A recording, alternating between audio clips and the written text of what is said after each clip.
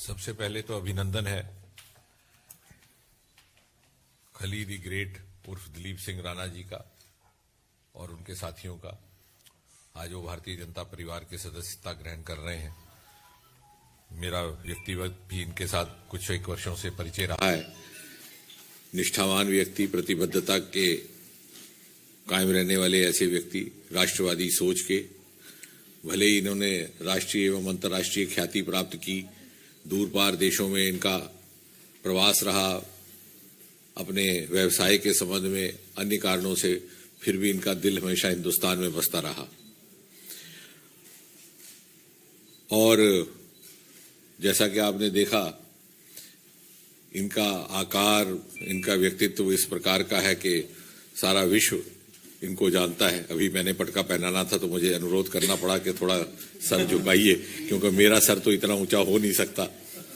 तो इन्होंने बड़ी विनम्रता से हमारी बात स्वीकार की। तो शरीर में भी बलवान, विचार में भी बलवान, और मुझे विश्वास है कि भारतीय जनता पार्टी को बलवान बनाने में भी इनका महत्वपूर्ण योगदान रहेगा। इसके अतिरिक्त ये इस बात का भी प्रतीक है कि आदरणीय प्रधानमंत्री श्री नरेंद्र मोदी जी के नेतृत्व में अक्रॉस दी सेक्शंस, हर वर्ग के लोग प्रभावित होकर के इस परिवार के साथ जुड़ने के लिए तैयार हैं। चाहे वो फिल्म जगत के हैं, चाहे खेल जगत के हैं, चाहे कोई जात हो, कोई धर्म हो, कोई क्षेत्र हो।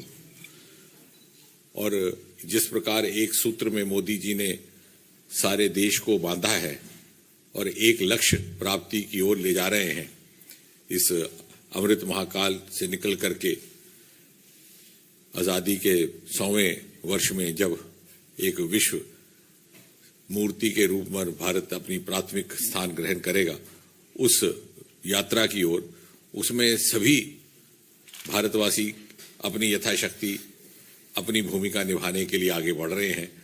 और दिलीप सिंह राणा उर्फ खली द ग्रेट, जिनको मेरे ख्याल से पहली बार मैं 2016 में मिला था, इनके आ जाने से मुझे लगता है कि एक प्रेरणा स्रोत भी रहेगा अन्य युवाओं के लिए और अन्य लोगों के लिए भी, कि यदि ये अपनी सेवाएं देते हैं तो क्यों कोई नागरिक पीछे रहे मोदी जी की इस यात्रा में हाथ बटाने के लिए।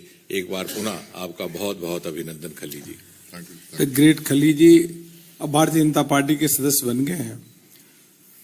आपने विश्व स्तरीय रेसलर के साथ साथ कई फिल्मों में और टीवी सीरियल में भी अभिनय किया है। देश के कोने कोने के युवा आपको जानते हैं, आपसे प्रभावित होते हैं। अब ग्रेट खली जी, आप कुछ आपको मैं निमंत्रण करता हूं, कुछ अपनी बात रखें।